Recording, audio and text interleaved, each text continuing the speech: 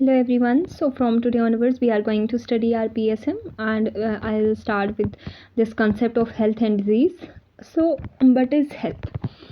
In a older concept health is defined as absence of disease. But धीरे धीरे concept change होते गए. यही कंसेप्ट हमने पढ़ने कि क्या क्या कंसेप्ट हेल्थ के दिए. WHO ने कुछ definition the. Health is a state of complete physical mental and social wellbeing and not merely N absence of disease और इन्फॉर्मिटी, है ना. एंड प्रीवियसली उसको क्या हेल्थ क्या मानी जाती थी? Absence of disease. कुछ लोगों ने बोला it is a state of equilibrium between one self and the environment. तो इस तरह से हमारे पास अलग अलग इसकी डेफिनेशंस आती गई हेल्थ की. तो इस चैप्टर में हमने यही पढ़ना है कि what are those concepts of health. उसके बाद हम इंडिकेटर्स पढ़ेंगे, डायमेंशंस पढ़ेंगे एंड डिटर्मिनेंट्स पढ़ेंगे. ओके,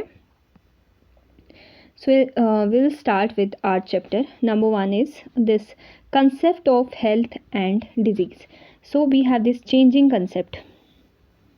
यह हमारे पास चेंजिंग कंसेप्ट है. An understanding of health is the basis of all health care. Health is not perceive the same way by all member of a community including the various professionals, biomedical scientist, social. सबके लिए एक health अलग अलग है because it is not depending on a single concept like absence of disease कि अगर बीमारी नहीं है तो वो हेल्थ है. ऐसा नहीं है.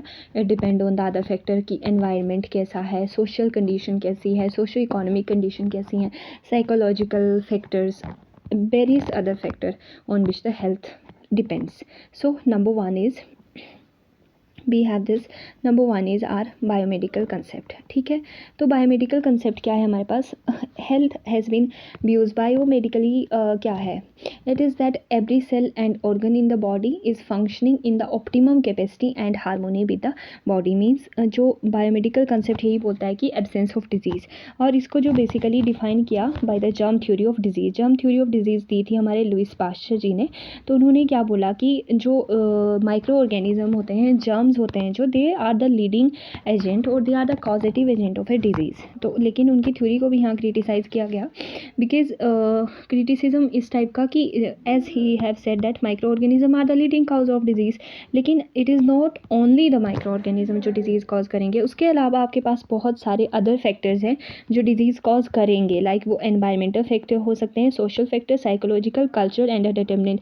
अब अगर कोई एक्सीडेंट हो जाता है, कोई ड्रग अब्यूज़ करता है, किसी को मेंटल इलनेस है, एनवायरमेंटल पोल्यूशन है, पॉपुलेशन एक्सप्लोजन है, ठीक है, माल न्यूट्रिशन है, तो इससे कहीं ना कहीं मोर्टेलिटी और मॉर्बिडिटी एग्जिस्ट कर रही है. अब एक्सीडेंट हो गया, वहाँ पे तो कोई ऐसा नहीं था कि उसको माइक्रो ऑर्गेनिज्म की वजह से वो बीमारी लगी थी एंड ही और शी डाइड. तो ऐसा नहीं है. There are various other factors to जिसके ऊपर आपकी जो हेल्थ है वो डिपेंड करती है. Now second is ecological concept. This is something important and something interesting. तो हेल्थ जो होती है ना, इकोलॉजिकली क्या है? It is a dynamic equilibrium between man and his environment. एक चीज़ जो है वो आपको याद रखनी है कि health is not a static. And दूसरी चीज़ ये है कि health is not an absolute term. Health is not static. Static नहीं है तो क्या है? डायनामिक है ये. और health is not absolute. Absolute नहीं है तो क्या है? रिलेटिव है. तो इकोलॉजिकल कंसेप्ट ये बोलता है कि health is dynamic equilibrium between the man and his environment. तो यहाँ पे जो हमारे ये डुबोज है ना, इन्होंने क्या हेल्थ को कैसे डिफाइन किया कि health imply the relative absence of pain and discomfort and a continuous adaptation and adjustment to the environment to ensure the optimal function. ठीक है, उसके बाद थर्ड कंसेप्ट है हमारे पास यहाँ पे. This is your psychosocial concept. तो साइको सोशल कंसेप्ट क्या है हमारे पास? This is that it depend on the social, psychological, cultural, economical and the political factors of the people concerned. These जो ये factors होते हैं they may be taken into consideration in defining and measuring the health. ठीक है, so health is biological phenomenon भी है, social phenomenon भी है. and fourth one is your holistic approach. this is holistic approach and this is important one because यहाँ पे एक line दी हुई है कि it depend on the sound mind in a sound body and in a sound family. Here this you can see this line: sound mind in a sound body in a sound family and in a sound environment. So that is your holistic approach to health or holistic concept. Now we have this definition of health. As I have already told, WHO has given a very beautiful definition. Health is a state of complete physical, mental, social well-being, and not merely an absence of disease or infirmity. So this was given by WHO. Now we have this it has been criticized, WHO की definition को भी criticize किया. Some argue that health cannot be defined as a state at all, कि एक state नहीं है, it is a process of continuous adjustment to the changing demand. ये important चीज़ है. वैसे मैंने पहले ही बता दिया कि health absolute तो है नहीं, कि अगर कोई व्यक्ति अभी healthy है तो वो healthy ही रहेगा. It is a relative component and it may change हो सकता है, because ये बहुत सारी चीज़ों पे डिपेंड करता है. environmental factors पे डिपेंड करता है, ecological factors पे डिपेंड करता है, बहुत सारी चीज़ों पे डिपेंड करता है. तो it may change. Now we have operational definition of health. WHO ने तो इसकी एक डेफिनेशन दी, ऑपरेशनल डेफिनेशन की. ऑपरेशनल डेफिनेशन में इसने क्या बताया? In this definition the concept of health is viewed, ये दी हुई है इसने. Health can be seen as a condition or quality of the human organism expressing the adequate functioning of organism in a given condition, genetic or environmental. ठीक है. This is the operational definition of health. And now we have this this is new philosophy of health. This is something important and interesting one that I found.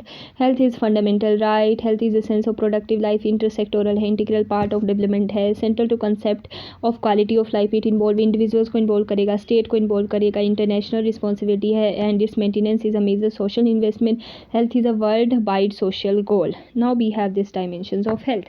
So first one is your physical dimension. इसके लिए मैंने एक mnemonic learn किया हुआ था. You can let me write it over here. This is so dimensions of health क्या है? Health is multi dimension. Health is not something कि एक single किसी एक dimension पे depend करेगी. It is multi dimension. So you can learn it as PSM essence, ESSENCE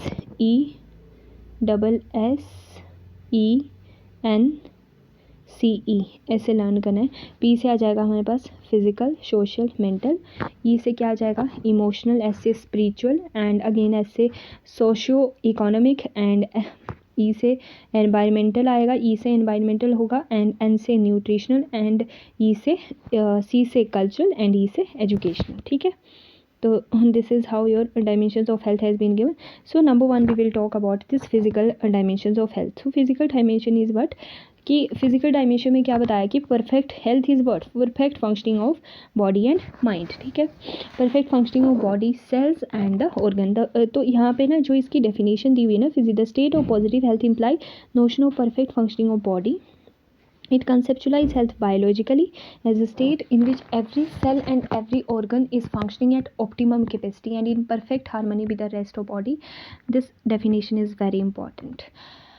तो sign of physical health आप किसी को भी देख के ही बता सकते हो. अगर उसका गुड कम्प्लेक्शन है, क्लीन स्किन है, ब्राइट आइज़ है, तो देख के ही बता सकते हैं आप फिजिकली उसकी फिजिकल अपीयरेंस से कि आप फिजिकली हेल्थी. अगर आइज़ से ही हमें पता चल जाता है, you can see the jaundice, pail skin तो नहीं है ना. तो बहुत सारी चीज़ें हमें फिजिकली अपीयरेंस से ही पता चल जाती है. तो ये इम्पॉर्टेंट है. This is evolution of physical health. तो कैसे करेंगे? सेल्फ असेसमेंट कर सकते हो, ओवरऑल हेल्थ की inquiry into symptom of ill health and the risk factor and inquiry into the medication. और कैसे कर सकते हैं? तो ये इंक्वायरी सेल्फ असेस की ओवरऑल हेल्थ कैसी रहती है ना. कोई इल हेल्थ, कोई इससे पहले बीमारी तो नहीं रही, कोई रिस्क फैक्टर तो नहीं है, कोई कभी दवाई तो नहीं ली. Inquiry into level of activity की, कभी अगर दिक्कत आई हो, कितने दिन तक आई. अगर मेडिकल सर्विसेज, कभी हॉस्पिटलाइजेशन हुई, कितने टाइम के लिए हुई, क्यों हुई, कब तक रही, अगर हुई तो कितने बार हुई, है ना. कार्डियोवैस्कुलर डिसऑर्डर के बारे में पूछना है कि कोई हार्ट से रिलेटेड उनको पहले डिजीज़ तो नहीं रही है, स्ट्रोक की प्रॉब्लम तो नहीं है, रेस्पिरेटरी डिसऑर्डर तो नहीं है. न्यूट्रिशन डाइटरी असेसमेंट करना है, लैब इन्वेस्टिगेशन देखनी है, देन क्लिनिकल एग्जामिनेशन कर सकते हैं. Second is we have this mental dimensions. ठीक है. मेंटल डायमेंशन में ये है कि balance between the self and surrounding world. This is कि आपके पास जो एक स्टेट ऑफ बैलेंस है between the individual and the surrounding world. ठीक है. The state of harmony between one self and the other, and that is the your mental dimension, ठीक है। So we have this characteristics. Number one, a mental healthy person is free from all internal conflicts, he is not war with himself, he is well adjusted, he search for identity, he has strong sense of esteem, self esteem, he knows himself, he has good self control, he face problem and try to solve them intelligently, ठीक है। assessment of mental health at a population level may be maintained by may be made by administrating mental status examination कर सकते हैं अगर किसी को, to rule out this organic disorder, अगर mental से रिलेटेड कोई प्रॉब्लम है, because certain disease like schizophrenia, depression में be there. Then we have social dimensions.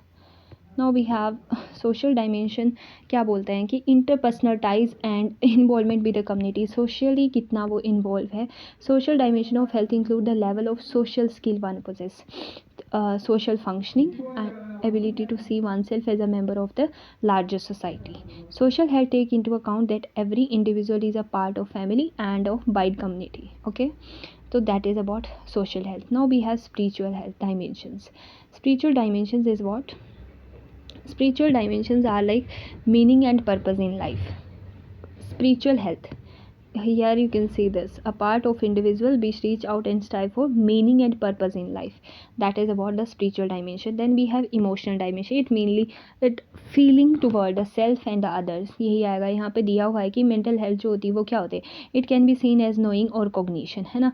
लेकिन वाइल जो आपका ये है emotional health, it relate to the feeling, this vocational dimensions is important one. The vocational aspect of life is a new dimension. It is a part of human existence. When work is fully adapted to human goals, capacity and limitation, work often play a role in promoting the both physical and mental health. इसका importance तब आता है कि जब individuals के पास उनकी job नहीं रहती या फिर रिटायरमेंट हो जाती है, तो उनके पास लेकिन एक स्किल है, तो for many individual the vocation dimension में serve as a source of income, ठीक है। To other this dimension represent the culmination of efforts of other dimension as they function success. तो एंड अदर्स भी दिए हुए हैं, ये सारे philosophical, socio culture, socio economic, environmental, education, nutritive, curative and preventive. तो मैंने इसको लर्न कैसे करना है निमोनिक के थ्रू मैंने बता दिया है, as I have already told PSM, then ESSENC, ठीक है। फिजिकल, सोशल, मेंटल, ई से इमोशनल, एस से spiritual, socio economic, environmental, nutritional, culture, education. उसके अलावा 4 और हैं, PPCO, PPCV, ठीक है, V। तो P से पहला, इस P से क्या आ जाएगा हमारे पास, फिलोसफिकल, ठीक है। दूसरे P से क्या आएगा, प्रिवेंटिव, एंड C से क्यूरेटिव, एंड V से वोकेशनल जो हमने पढ़ लिया, ठीक है। Now we have this positive health and this is important, इसकी जो डेफिनेशन है ना, this is important from the university exam point of view. So positive health, the state of positive health. Okay, so we were on positive health. Positive health की जो definition है बहुत important है, perfect functioning of body and mind. It conceptualize health biologically as a state in which every cell and every organ is functioning at optimum capacity and in perfect harmony with the rest of body. और psychologically क्या है कि individual जो है ना, that feel a sense of perfect well being and mastery over is environment. और socially क्या है, state in which the individual capacity for participation in the social system are optimal. तो यहाँ पे जो डुबोस थे उन्होंने क्या स्टेटमेंट दी थी, he said that the concept of perfect positive health can not become a reality because man will never be perfectly adapted. तो जो पहली लाइन थी ना यहाँ पे कि परफेक्ट फंक्शनिंग, तो डुबोस कहते हैं कि it can not be attend, क्योंकि परफेक्ट कोई चीज़ है ही नहीं। कि अगर कोई व्यक्ति एक बार अगर उसकी हेल्थ ठीक है तो इट इज़ नॉट ऑलवेज़ कि वो ठीक ही रहेगी, because there are many factor जो इसको इन्फ्लुएंस करेंगे, एनवायरमेंटल फैक्टर, सोशल फैक्टर्स। तो वही इन्होंने बताया कि it is not constant, it is relative term. Positive health will therefore always remain a mirage because everything in our life is subject to change. Health in this contest has been described as a potentiality, the ability of an individual or a social group to modify himself or itself continuously in the face of changing conditions of life. कि वो constant नहीं रहेगा, वो change होता रहेगा, वो others factor पे depend कर सकता है। Now we have this health a relative concept, this is again important because I have already told that health is not a absolute term, it is a relative concept. For example, अगर कोई अगर हमारे पास जैसे height है, weight है, these are they vary from country to country, these are the standards they are set up. For example जैसे BMI रखते हैं हम, एशियंस का कुछ रखेंगे, अफ्रीकन्स का कुछ रखेंगे, तो ऐसे। तो many normal people show heart murmur. अब हम जब मर्मर सुनते हैं, हमें मर्मर को मतलब मर्मर नाम से ही है कि वो एक डिजीज़ पर्सन में ही रहेंगे, डिजीज़ पर्सन में ही प्रेजेंट होंगे। तो लेकिन नॉर्मल पीपल में भी हार्ट मर्मर हो सकते हैं, they do not have any disease, ऐसा हो सकता है। Enlarge tonsils, x-ray shadow in the chest and yet do not show any sign of ill health, ये चीज़ें हो सकती है पर फिर भी वो बीमार नहीं है। तो it is a relative term, it is not absolute कि ये है तो है ही है, कॉन्स्टेंट नहीं है, ठीक है। Now we have this concept of well-being. Concept of well-being is important. The WHO has given this concept of again well-being. Okay, so it has two component mainly. One is objective component and the other is subjective component. ठीक है, objective component के अंदर हमारे पास आता है standard of living and the level of living, and जो subjective component है उसके अंदर आती है हमारे पास quality of life। उसके further दो index आते हैं, physical quality of life index and human developmental index. So now we have first is this standard of living. So term standard of living का क्या मतलब है? It refers to user scale of our expenditure, the good we consume and the service we enjoy, ठीक है। It include the level of education, employment status, house, amusements and the comfort of modern living। तो ये सब हमारे standard of living के under आता है। एक सिंपल डेफिनेशन जो है वो WHO ने दी हुई है यहाँ पे कि किस किस चीज़ पे डिपेंड करेगा ये, propose by WHO। Income and occupation, standard of housing, sanitation and nutrition and the level of provision of health, education पे डिपेंड करेगा, सोशो इकोनॉमिक स्टेटस पे डिपेंड करेगा स्टैंडर्ड ऑफ लिविंग, ठीक है। Second is the level of living. Level of living जो है it consist of 9 component. तो जैसे सबसे पहले तो हेल्थ होनी चाहिए प्रॉपर, ठीक है। तो हेल्थ प्रॉपर कैसे रहेगी? अगर आप गुड फूड कंजम्प करेंगे, ठीक है, कंजप्शन ऑफ गुड फूड होगा। अगर कंजप्शन ऑफ गुड फूड है, आपको एजुकेशन होनी चाहिए, ठीक है। एजुकेशन है तो ऑक्यूपेशन होनी चाहिए, ऑक्यूपेशन एंड वर्किंग कंडीशन। अब ऑक्यूपेशन भी है तो एक घर भी होना चाहिए, हाउसिंग होनी चाहिए, social security, clothing, recreation and leisure and human right. These are the 9 factor that depend this level of on which the level of living depends. And third is your quality of life. So quality of life can be determined by the 2 factors there, physical quality of life index and the human developmental index, ठीक है। तो it is a subjective component as I have already told. Now we have this physical quality of life index, ठीक है। physical quality of life index जो है ना, it depend on the your 3 factors, ठीक है। Physical quality of life index, it depend on the 3 factor. Here you can see this, the physical quality of life index is one such index. It consolidates the 3 factor: infant mortality, life expectancy at the age 1 and literacy. तो how I have remembered is like this, ill, ठीक है। कैसे मैंने कैसे याद किया, ILL। आई से आ जाएगा मेरे पास इन्फेंट मोर्टेलिटी, एल से life expectancy at the age 1, this is important, age 1 पे करनी है। एंड थर्ड इज लिटरेसी, ठीक है। These 3 component measure the results rather than the input, as such they lend themselves to the international and the national comparison। तो इसकी जो PQLI है ना, इसकी वैल्यू कहाँ से कहाँ तक वेरी करती है, this is again an important thing. तो physical quality of life index की वैल्यू हमारे पास 0 to 100 के बीच में वेरी करती है, जहाँ पे अगर जो 0 आएगा ना, तो 0 का मतलब होगा कि वर्स्ट परफॉर्मेंस है, और अगर 100 आएगा हमारे पास तो गुड परफॉर्मेंस है, ठीक है। तो दिस इज़ और PQLI, physical quality of life index. And physical quality of life index जो होती है ना, वो GNP, ग्रोस नेशनल प्रोडक्ट, या फिर आपकी जो ग्रोस नेशनल इनकम है उसके ऊपर नहीं डिपेंड करेगी। यहाँ पे इन्होंने एक एग्जाम्पल दिया है, for example the world rich countries of the middle east, है ना, उनके पास क्या है, हाई इनकम है, लेकिन उनके पास हाई इनकम है लेकिन उनके पास जो PQLI की वैल्यू है वो लो है, उतना जितनी उनकी इनकम है उस हिसाब से उतना ज़्यादा PQLI नहीं है। ऑन द अदर हैंड अगर हम अपने इंडिया की बात करें, जैसे हमारे पास हमारा जो केरला स्टेट है उसकी जो GNI है वो कम है, लो है। India have low per capita income, लेकिन फिर भी high physical quality of life index है, ठीक है। इन शॉर्ट इसका बोलने का क्या मतलब है कि PQLI does not measure the economic growth, ठीक है, इकोनॉमिक ग्रोथ को ये मेजर नहीं करता। It measures the results of social, economical and the political policy. इसका मतलब ये है कि जो PQLI है वो आपकी मनी या फिर जीएनआई या इकोनॉमिक्स स्टेटस पे नहीं डिपेंड करता, ठीक है। सेकंड जो इंडेक्स हमने पढ़ना है that is human developmental index. This is very important. इसमें जो डेफिनेशन दी है ना, this as such is as important. It is a index, वहाँ पे हमने याद किया था उसको ILL से, अब यहाँ पे हम याद करेंगे LIE से, लाइट से, ठीक है। तो it is a composite index focusing on the 3 basic dimension. Number 1 is equal to lead a long and healthy life measure by life expectancy at the birth, ठीक है। Ability to acquire knowledge measure by the mean years of schooling and the expected years of schooling, ठीक है। And the ability to achieve the decent standard of living measure by the gross national income per capita, ठीक है। तो L से हमारे पास क्या आ जाएगी, L से हमारे पास आएगी life expectancy at the birth. लेकिन जो मैंने फिजिकल क्वालिटी ऑफ आपको वो बताया था PQLI, उसमें क्या थी, life expectancy at the age 1 थी, ठीक है। आई से यहाँ पे क्या लाई है ना, LIE, this is your LIE, ठीक है। ये है हमारे पास, एल से आगे हमारे पास लाइफ एक्सपेक्टेंसी, ठीक है, एट द बर्थ। आई से क्या आ गई हमारे पास, इनकम आएगी, इनकम, ठीक है, that is gross national income. इससे एजुकेशन आएगी, एजुकेशन आया हमने यहाँ पे पढ़ा mean years of schooling and the expected years of schooling. तो concept of HTA reflect the achievement in the most basic human capability, ठीक है, to lead a long healthy life, knowledge and decent standard of living, ठीक है।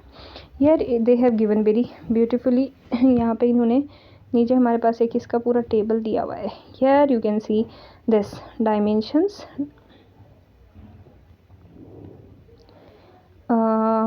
this you can see here, dimension indicator and dimension index, long and healthy life and knowledge, and here this is your decent standard of living, decent standard of living. तो हमारे पास ये आता है पूरी। तो number 1 long and healthy life, long and healthy life में indicator है लाइफ एक्सपेक्टेंसी एट बर्थ, और डायमेंशन इंडेक्स रहेगा लाइफ एक्सपेक्टेंसी इंडेक्स। वैसे ही नॉलेज के आएंगे मीन ईयर्स ऑफ स्कूलिंग और एक्सपेक्टेड ईयर्स ऑफ स्कूलिंग, वहाँ से एजुकेशन इंडेक्स आएगा, और उससे क्या आ जाएगा हमारे पास ह्यूमन डेवलपमेंटल इंडेक्स, और डिसेंट स्टैंडर्ड ऑफ लिविंग से क्या आ जाएगा GNI इंडेक्स, ठीक है। तो इन तीनों का जो कंपोजिट आएगा वो आएगा हमारे पास human developmental index. Now we can study this from an example. तो यहाँ पे सबसे पहले तो आता है आपके पास step 1 create the dimension indices, जो यहाँ पे दिया हुआ है हम उसी के अकॉर्डिंग पढ़ेंगे। हाँ, जो HDA है ना, इसकी वैल्यू कहाँ से कहाँ के बीच में रन करती है, 0 to 1 के बीच में रन करती है। This is very important, maximum value इसकी 1 रहती है, ठीक है। और यहाँ पे एक इंपॉर्टेंट क्वेश्चन ये आ जाता है कि इंडिया कौन से HDA के अंदर फॉल करता है। तो India is under medium, medium है इंडिया का HDA ह्यूमन डेवलपमेंटल इंडेक्स, ठीक है। अब इसमें 2 स्टेप आते हैं। Number 1 create the dimension indices, ठीक है।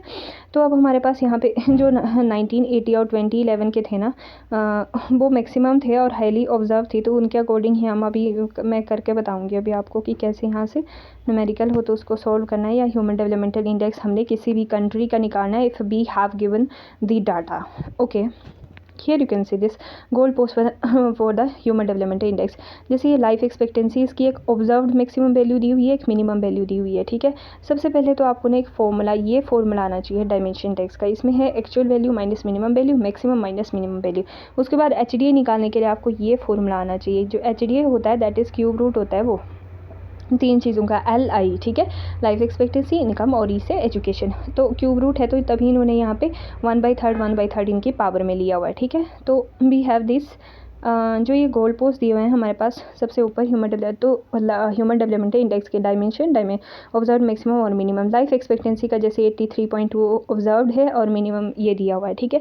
तो और ये हमने फॉर्मूला करना है। तो ये यहाँ पे हमें नीचे इंडिकेटर्स भी दिए हुए हैं, ठीक है। Construction of HDA methodology can be illustrated with the help of example for the year 2015। ये यहाँ पे जैसे कि इन्होंने दिया हुआ है, ठीक है। दिस इज़, ये हमारे पास यहाँ दी हुई है सारी की सारी वैल्यूज़, ठीक है। अब जैसे लाइफ एक्सपेक्टेंसी है, यहाँ पे इसकी ऑब्जर्व मैक्सिमम ही है, मिनिमम है, और ये जो है लाइफ एक्सपेक्टेंसी एट बर्थ है, इसकी ये वैल्यू दी हुई है। कौन सी वैल्यू, ये इसकी एक्चुअल वैल्यू दी हुई, डाटा जैसे 2015 का दिया हुआ है, ठीक है। तो अब हम लाइफ एक्सपेक्टेंसी इंडेक्स इस इंडेक्स फॉर्मूले से निकालेंगे। नंबर 1 एक्चुअल वैल्यू, तो एक्चुअल वैल्यू इसकी लाइफ एक्सपेक्टेंसी एट बर्थ की क्या है 68.3, ठीक है। और इसकी मिनिमम वैल्यू है, ये दी हुई है मेरे पास 20, ठीक है। मिनिमम वैल्यू यहाँ पे मेरे पास 20 दी हुई है, तो वो -20 कर दिया। और उसकी ऑब्जर्व्ड मैक्सिमम दैट इज़ यहाँ से मैक्सिमम वैल्यू ये क्या है इसकी 83.2 है, ठीक है। ये यहाँ भरी और ये मिनिमम इसकी 20, बस उसको सोल्व किया, हमारे पास आ गई लाइफ एक्सपेक्टेंसी इंडेक्स। सिमिलरली हमने निकालना है mean years of schooling index, ठीक है। वो भी ऐसे ही आएगा, mean years of schooling index actual value क्या आएगी mean year of schooling index की, ये है हमारे पास 6.3, और इसकी ये मिनिमम वैल्यू, ठीक है। और ऑब्जर्व्ड मैक्सिमम अगेन मिनिमम, तो सेम ऐसे ही करेंगे। Now we have thirdly expected years of schooling index, ये गिवन है 20.6 और ये 0, ये ऑब्जर्व मैक्सिमम और मिनिमम है, ठीक है। और इसकी एक्चुअल वैल्यू क्या है, दिस 11.7, तो एक्चुअल माइनस मिनिमम, ठीक है, ऑब्जर्व माइनस मिनिमम, तो ऐसे करना है। अब एजुकेशन इंडेक्स में आप यहाँ पे देख सकते हो एक मीन ईयर्स है और एक्सपेक्टेड ईयर्स है, ठीक है। मीन ईयर्स और एक्सपेक्टेड ईयर्स क्या हमें पता है, उनका कंपोजिट, उनका जो एवरेज होगा वो इनका, बिकॉज उन दोनों को मिलाने से एजुकेशन इंडेक्स बनता है। तो अभी हमने इनको किया है, जो वैल्यूज़ आई हुई है, ठीक है, इनको मल्टीप्लाई करके, तो इसकी मिनिमम वैल्यू माइनस थी और एक्चुअल वैल्यू 0.951 है, उससे फिर माइनस मिनिमम, तो ये 0.547 आए। वैसे ही हमने इनकम इंडेक्स निकाला, इनकम हमारे पास जो एक्चुअल में इनकम दी हुई है, ठीक है, माइनस मिनिमम, ठीक है, और मैक्सिमम ये है माइनस मिनिमम, तो ये करके भी आ गया। और ह्यूमन डेवलपमेंट इंडेक्स निकाला तो क्यूब रूट निकाल दिया हमने इन तीनों का, जो हमारे पास आई हुई थी टर्म 1, 2 और ये 3, लाइफ एक्सपेक्टेंसी इंडेक्स, ठीक है। तो ये आगे हमारे पास 0.611 इस फॉर्मूले के अकॉर्डिंग, ठीक है। तो HDI फॉर 2015 का था कि, ठीक है, वेरी हाई। तो यहाँ पे मैं एक वैल्यूज़ बता देती हूँ कि लो कब होगा। जैसे अगर countries are divide into, number 1 low HDI, जैसे अगर लो HDI जो होगा वो होगा 0.55 से कम है, ठीक है। नंबर यहाँ पे मैं बता देती हूँ, जैसे अगर जो लो होगा ना, लो, तो लो HDI कौन सा होगा, जिसकी वैल्यू क्या है 0.55 से लेस है, ठीक है, 0.55 से लेस है, वो होगा हमारे पास लो HDI। उसके बाद लो के बाद आता है हमारे पास second is equal to medium. Medium किसका होगा, जो 0.5 से लेके, अभी हम 0.55 से लेके जो कहाँ तक करेगा 0.69 तक जो वेरी करेगा, ठीक है, that is your medium. Medium के बाद आएगी हमारे पास हाई। हाई कौन सी रहेगी, जिनकी वैल्यू रहेगी 0.7 से लेके कहाँ तक 0.79 तक, ठीक है। और हाई कौन सा रहेगा हमारे पास, अगर हमारे पास वैल्यू जो रहेगी, हाई तो हमने ये बताया ना, लेकिन वेरी हाई की अगर मैं बात करूँ तो वेरी हाई रहता है ग्रेटर देन 0.8, ठीक है। अगर 0.8 से, तो इस न्यूमेरिकल में हमारे पास 0.6 आया, तो कहाँ ये किस में फॉल करेगा, हमारे पास मीडियम में, और हमारी इंडिया का भी मीडियम ही है, ठीक है। नाउ वी हैव दिस, ये निकाल दिया हमने। तो एक चीज़ यहाँ से हम एग्जाम्पल कोड करने के लिए फॉर योर यूनिवर्सिटी एग्जामिनेशन या फिर for PG point of view important है ये चीज़ कि ये नॉर्वे, नाश करके याद रख लेना है, नॉर्वे, ऑस्ट्रेलिया एंड स्विट्ज़रलैंड, ठीक है, they are the top of HDI। और जो आपका NC है ना, नाइजर और ये सेंट्रल अफ्रीका, तो उनका बॉटम पे आता है। India come in the medium, मैंने पहले ही बता दिया, इंडिया का जो है मीडियम HDI, ठीक है। Now we have spectrum of health, very very important, this topic is really interesting and important, here you can see this is spectrum of health। तो करना क्या है, ये है हमारे पास स्पेक्ट्रम दिया हुआ है, ठीक है। तो you have to make like this, जैसे ये है ना, ये इन्होंने इस तरह से दिया हुआ है हमारे पास, ठीक है, spectrum of health and disease, ये है हमारे पास। तो यहाँ से देखेंगे आप, नीचे से देखो, ये है, इन्होंने लाइन दी हुई है ना, यहाँ पे वो हेल्थी है, ठीक है, हेल्थी है। अब इसमें थोड़ी सी सिकनेस आ रही, तो अनरिकॉग्नाइज सिकनेस, फिर माइल्ड सिकनेस, सीवियर सिकनेस, और लास्ट में यहाँ डेथ हो जा रही। यहाँ हेल्थी था, लेकिन यहाँ बिल्कुल ही टोटली फ्रीडम फ्रॉम सिकनेस, और यहाँ पे बेटर हेल्थ और पॉजिटिव हेल्थ। तो स्पेक्ट्रम ऑफ हेल्थ में यही बताया है कि जो हेल्थ है ना, it is not an absolute term, it is a relative term, and ये चेंज होती रहेगी, ठीक है। Lowest point on the health disease spectrum is death, and highest point correspond to the WHO definition of positive health, जो उसने बताया था। Positive health क्या होती है, परफेक्ट फंक्शनिंग, ठीक है।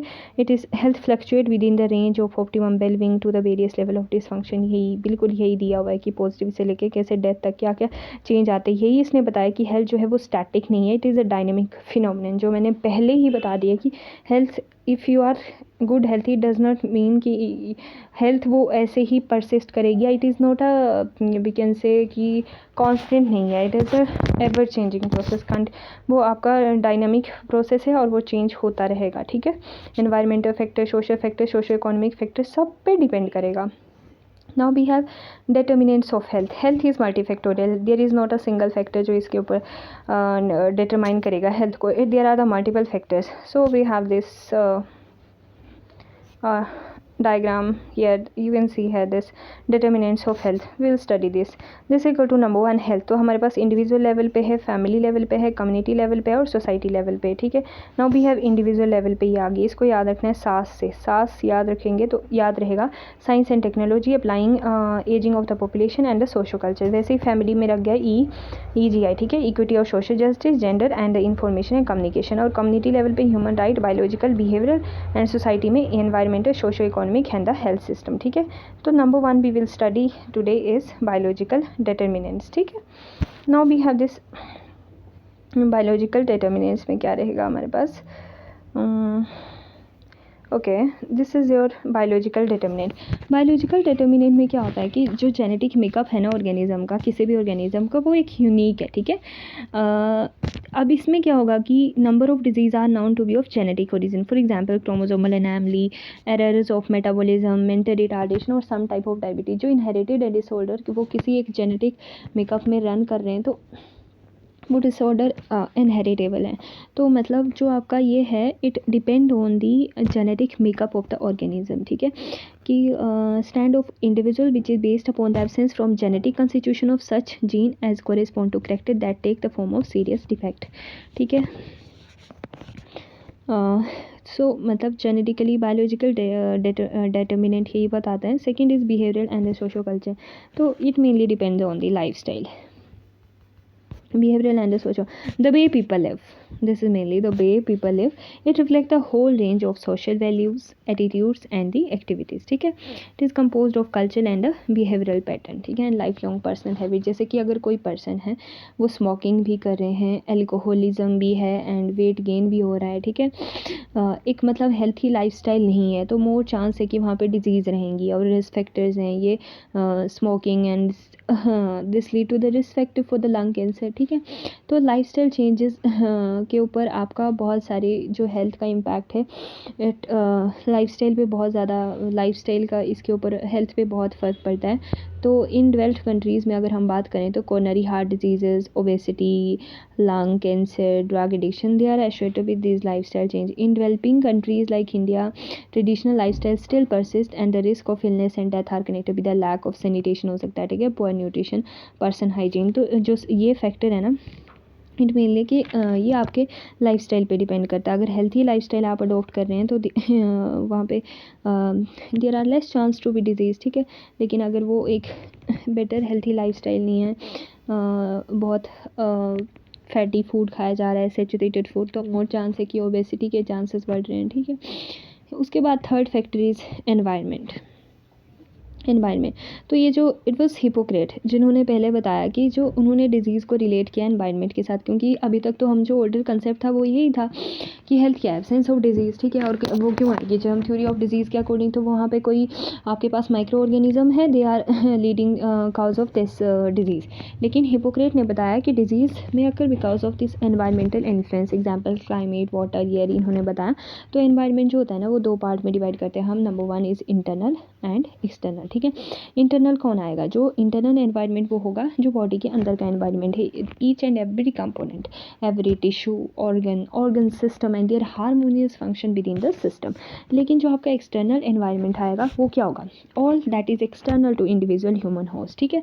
इसके भी अब फर्दर तीन पार्ट आएंगे। Number one is physical, second is your biological and third is equal to psycho social component.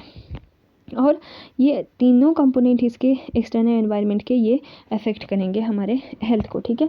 तो एक्सटर्नल एनवायरनमेंट को हम बोल देते हैं, मैक्रो एनवायरनमेंट भी बोल देते हैं। तो इसका क्या इन्फ्लुएंस रहेगा? जो हमने अलग अलग फैक्टर पढ़े, अभी हमने पढ़ा कि एनवायरमेंटल फैक्टर कैसे अफेक्ट करेंगे हमारी हेल्थ को। अब एक्सटर्नल एनवायरमेंटल फैक्टर रहेंगे लाइक जैसे हाउसिंग क्या है, ठीक है, वाटर सप्लाई यहाँ पे दिया हुआ भी है, housing, water supply, psycho social stress and family structure कैसा है। जैसे हाउसिंग की बात करें, अगर कच्चा हाउस है या पक्का हाउस है, ठीक है, water supply, adequate water supply है या फिर कहाँ से वाटर सप्लाई है, ठीक है। साइको सोशल स्ट्रेस है, वेंटिलेशन पे डिपेंड करेगा, एनवायरमेंटल स्टेटस पे डिपेंड करेगा, ठीक है, एरिएशन पे डिपेंड करेगा, पॉपुलेशन ओवर क्राउडिंग तो नहीं है, इस पे बहुत डिपेंड करेगा। तो देयर आर, अगर वहाँ पे ब्रीडिंग साइट्स हैं, ठीक है, मॉस्किटोज़ की, अगर पानी इकट्ठा हो रहा है, वहाँ पे प्रॉपर सैनिटेशन नहीं है, ठीक है, बहुत ज़्यादा वेक्टर बोर्न डिजीज़ हैं, उस एनवायरनमेंट प्रोन जो वहाँ की डिजीज़ है वो डिपेंड कर सकती है, ठीक है। उन जैसे कि अगर किसी एनवायरनमेंट में for example we can say here in this scrub typhus, मान लो यहाँ पे कॉमन है हमारे एरिया में, यहाँ हिमाचल में, तो वैसे ही कि उस मैक्रो एनवायरनमेंट में कोई चीज़ कोई प्रोन तो नहीं है किसी चीज़ के लिए, तो दैट इज़ एनवायरमेंटल कंपोनेंट, कि फिजिकल, बायोलॉजिकल और साइको सोशल कंपोनेंट कैसे उसको डिटरमाइन करता है। Fourth is your socio economic condition, ठीक है। सोशो इकोनॉमिक कंडीशन कैसे डिटरमाइन करेंगे हमारे, तो इसमें अलग अलग कंपोनेंट है। इकोनॉमिक कंपोनेंट है, number 2 is equal to education, third is occupation and fourth is equal to political system, ठीक है। तो क्या क्या आएगा हमारे पास, fourth is equal to, number 1 is your economic status, ठीक है। इकोनॉमिक स्टेटस जो होता है कि अगर हाई इकोनॉमिक स्टेटस है, हाई जीएनआई है, the per capita GNP is the most widely accepted measure of general economic importance, ठीक है। हाई है तो वो वहाँ पे ज़्यादातर क्या होगी, इकोनॉमिक प्रोग्रेस है तो दैट वहाँ मॉर्बिडिटी कम होगी, इंक्रीज लाइफ एक्सपेक्टेंसी होगी, क्वालिटी ऑफ लाइफ बढ़िया रहेगी, ठीक है। और इकोनॉमिक स्टेटस अच्छा है तो परचेजिंग पावर रहेगी, स्टैंडर्ड ऑफ लिविंग अच्छा होगा, क्वालिटी ऑफ लाइफ अच्छी रहेगी, फैमिली साइज अच्छा होगा, and disease would be less likely to occur there. However अगर हम बात करें डेवलप्ड कंट्रीज़ में, कोरोनरी हार्ट डिजीज़, डायबिटीज़ और obesity in upper socio economic status, या we can say in developed countries, इनके चांसेस यहाँ पे ज़्यादा ही रहता है। तो इकोनॉमिक स्टेटस से बहुत ज़्यादा फ़र्क पड़ता है इस पर। Now we have second factor is यार एजुकेशन, ठीक है। एजुकेशन क्या है, second factor influencing the health status is education. तो यहाँ पे एक बहुत अच्छा एग्जांपल फिर से अगेन हमारे पास केरला का दिया हुआ है। तो education is not just the education of male, specially it's female education. Illiteracy, अगर इलिटरेसी होगी तो इलिटरेसी से अनएम्प्लॉयमेंट होगी, अनएम्प्लॉयमेंट है तो पॉवर्टी होगी, पॉवर्टी है तो माल न्यूट्रिशन होगी, माल न्यूट्रिशन है तो इल हेल्थ होगी, उसी से इन्फेंट और चाइल्ड मोर्टेलिटी रेट्स बढ़ेंगे, ठीक है। तो फीमेल हेल्थ जो ये है हमारे पास एजुकेशन रेट, ये ज़्यादा होना चाहिए। तो जो हमारा केरला है इसने बहुत ही एक स्ट्राइकिंग एग्जाम्पल सेटअप किया है। इसकी इन्फेंट मोर्टेलिटी रेट कुल 10 है, ठीक है, as compare to 34 for all India. देखो इंडिया की इतनी ज़्यादा है लेकिन इसकी कम है, तो that is a good thing and a major factor for low IMR। क्यों है लो IMR इसका, because female literacy rate is so much high, 97.9% as compare to the 68.4% of all India for the year 2015 to 16, ठीक है। Third is occupation. Occupation में क्या है, the very कि अगर आपके पास एक अच्छी ऑक्यूपेशन पे एम्प्लॉयड हैं, ठीक है, एक अच्छी एम्प्लॉयड हैं तो it will promote the health. High incidence रहेंगे कि अगर अनएम्प्लॉयड हैं उनमें हाई इंसिडेंस रहेंगे डिजीज़ के, लेकिन अगर एक एम्प्लॉयड और अच्छी ऑक्यूपेशन है तो मोर लाइकली चांस है कि ज़्यादातर डिजीज़ नहीं है, ठीक है। Fourth is political system. Political system का कैसे कि health is related to country political system like manpower policy, choice of technology and degree to which health services are made available, ठीक है। तो percentage of GNP spent on health is a quantitative indicator of political commitment. This okay, now we have fifth one is health service. So health service का क्या impact है कि personal and community service for treatment of disease, ठीक है, prevention of illness and promotion of health. कि for example जैसे provision of safe water can prevent the mortality and morbidity from water borne disease, ठीक है। अगर एक safe water provide किया जा रहा है तो वाटर बोर्न डिजीज़ कम होगी, ठीक है, वेक्टर बोर्न डिजीज़ कम होगी। वैसे ही अगर प्रेगनेंट लेडीज़ हैं और चिल्ड्रन हैं उनको इतनी ज़्यादा बेनिफिशरीज़ हैं, अगर वो सब प्रोवाइड हो रहा है तो कहीं ना कहीं reduction of maternal and child morbidity और मोर्टेलिटी होगी, कम रहेंगी उनकी मोर्टेलिटी, ठीक है। So this is important health services. Now we have this sixth factor, that is aging of the population. Aging of the population, as health facilities are increasing, so aging of the population would be there and because of increased life expectancy, but in there will be the major concern of rapid population aging is the increased prevalence of chronic disease. chronic disease बढ़ रही है और disability। तो यहाँ पे जो term prevalence use की हुई है इसका मतलब है कि टोटल केस कितने हैं वहाँ पे, ठीक है। This here is the increase prevalence of chronic disease. तो प्रेवलेंस मीन्स कि new cases plus old cases chronic disease. अब प्रेवलेंस क्यों क्रोनिक डिजीज़ की ज़्यादा होती है, क्योंकि जो आपकी प्रेवलेंस होती है ना वो होती है दो चीज़ों का multiple factor, incidence into duration. अब जो आपकी ये नॉन कम्युनिकेबल डिजीज़ है ना, ये इनकी ड्यूरेशन ज़्यादा होती है, ठीक है। इनकी ड्यूरेशन ज़्यादा होगी तो आपका प्रेवलेंस भी क्या होगा, ज़्यादा होगा, ठीक है। This is how the this factor affect the health ना। Seventh factor is your this gender, ठीक है। तो ये जैसे कि अगर हम बात करें reproductive health mostly in the females. ठीक है. Now we have 8th is other factors. Other factors include like education. ठीक है. Formal healthcare system, employment opportunity, medical program and a family support system. ठीक है. Now we have ecology of health. This ecology of health is derived from the term oikos. ठीक है. This is here oikos meaning a house. ठीक है. तो ecology क्या है कि the human ecosystem it include the natural environment और man made environment. ठीक है. जो उसमें आएगा फिजिकल, केमिकल, बायोलॉजिकल और साइकोलॉजिकल. अब हमारे पास क्या हो रहा है कि धीरे धीरे अर्बनाइजेशन हो रही है, इंडस्ट्रियलाइजेशन हो रही है और डिफोरेस्टेशन हो रही है. उससे क्या हो रहा है कि अनप्लान्ड और अर्बनाइजेशन से ग्रोथ ऑफ स्लम एरिया हो रहा है और डिटोरेशन ऑफ एनवायरनमेंट हो रही है. ठीक है. उससे तो रिक्रूडेंस जो है ना बीमारियों का वो बढ़ गया है. जैसे डेंगू और चिकनगुनिया का रिक्रूडेंस बढ़ गया है. अब man's intrusion into ecological cycle of disease. ठीक है. Has resulted in zoonotic disease, Kyasanur forest disease, rabies, yellow fever, monkey pox और लासा फीवर. सारी बीमारियां बढ़ी हुई है क्योंकि man is affecting the ecology. ठीक है. भोपाल गैस ट्रेजिडी है ना, एंड सोवियत रशिया जो इन अप्रैल. ठीक है. Nuclear disaster in Soviet Russia. All are this reminder of environmental pollution. ठीक है. तो good public health is basically good ecology. अगर आपके पास गुड इकोलॉजी है तो you have the good public health. Similarly this total, तो इसको जो प्रिवेंट करना है हमें, यहाँ पे एक इन्होंने एक डिस्टिंक्शन दी है बहुत अच्छी. But is the difference between this epidemiology और ecology. So epidemiology it constitute a special application of human ecology. इसमें जो एपिडेमियोलॉजी है इसमें हम क्या देख रहे हैं, it is the relationship between variation in man's environment and his state of health. लेकिन जो इकोलॉजी उसमें हम इंटर रिलेशनशिप देख रहे हैं ऑल लिविंग थिंग्स का. ठीक है. तो हमें इसको जो हम इतना ज़्यादा अर्बनाइजेशन करें, इतना ज़्यादा इम्पैक्ट जो हो रहा है तो इसको हमने प्रिवेंट करना है. तो ये कैसे होगा, एक टोटल प्लानिंग प्रोसेस होगी to prevent the degradation of ecosystem. तो तभी हमारे पास जो ये cholera, diarrhoea disease, typhoid, malaria, vector borne disease, तभी इनको एलिमिनेट किया जा सकता है. Otherwise they are on the very rising side. ठीक है. Now we have right to health. तो राइट टू हेल्थ में ना इसमें इसके प्रिंसिपल हैं 5. As it has I have already said that health is a, ठीक है, हेल्थ आपका एक राइट होता है. तो इसके ना की प्रिंसिपल्स होते हैं, ये 5 प्रिंसिपल हैं. Universality, equity, accountability, transparency and participation. You have learn this, you have to do this. ठीक है. Now we have this responsibilities for health. This is your responsibilities for health are individual responsibilities. इसमें आएगा हमारे पास self care in the health. ठीक है. Community responsibilities, state responsibility और international responsibility. Number 1 is your individual responsibilities. तो health is now recognise a fundamental human right. It is essentially an individual responsibility. ठीक है. तो self care in health, presently the trend in health care is self care. वैसे ही community responsibility है. अब community responsibility के लिए हमारे पास ना यहाँ पे दिया होगा, we have 3 factors for this community responsibility. Here you can see this,